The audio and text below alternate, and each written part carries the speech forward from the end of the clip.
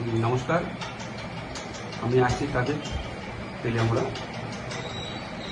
Actually আমাদের তেলিয়ামুড়া ট্রাফিকে বিশেষ করে মানডে এবং ফ্রাইডে ও দুদিন মার্কেট ডেতে খুব ট্রাফিক জ্যাম হয়। এর মধ্যে যেখানে থাকার কথা গাড়ি 50টা, এখানে গাড়ি হয়ে যাচ্ছে 300-400।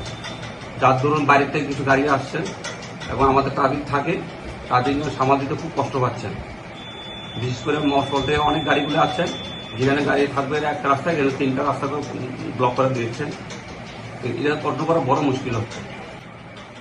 অ্যাকচুয়ালি এখানে তেলিয়ামুড়া টাউনে আমাদের ট্রাফিক ডেলি বাজারের দিন যে দুজন ট্রাফিক থাকে জাম সরানোর জন্য, এবং আমাদের গাড়িগুলো থাকে ট্রাফিক যাতে কন্ট্রোলে থাকে, সেটা চেষ্টা করা হচ্ছে।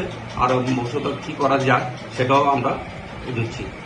আপাতত যেহেতু তাদের সিন্ডিকেট কোনখানে নেই, এবং এটা নিয়ে আমরা বিএমের সঙ্গে কথা বলেছি, মিটিং বলে কথা হয়েছিল, আমাদের সুপারিয়র ছিল, সিনিয়র অফিসার ছিল। এটাকে আপাতত এখানে এক লাইনে গাড়ি রাখার জন্য কিছু পারমিশন দেওয়া হচ্ছে, তাও সীমিত। ভবিষ্যতে যাতে এটা পার্কিং হওয়ার পরে আমরা যাতে গাড়িগুলি এখান থেকে শিফট করে দেবো।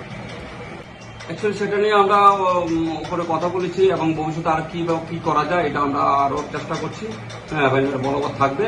আর এখন আমরা যে যারা হেলমেট দিয়ে বাইক চালাচ্ছেন তারা যদি আমরা ফাইন কাটতে নিচ্ছে, ফাইন দিয়ে যাচ্ছে, সেটা আমরা রাখছি এবং চলবে।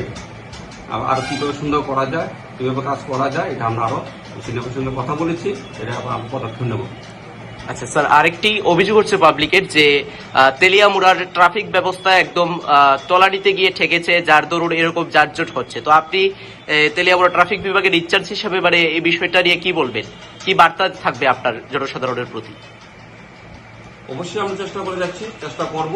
আর কিভাবে করা যায় এটা 100% আমাদের থেকে থাকবে, যে কিভাবে আরো সুন্দর করা যায়, ডিসিপ্লিনে চলা যায়, সেটা আমরা করছি।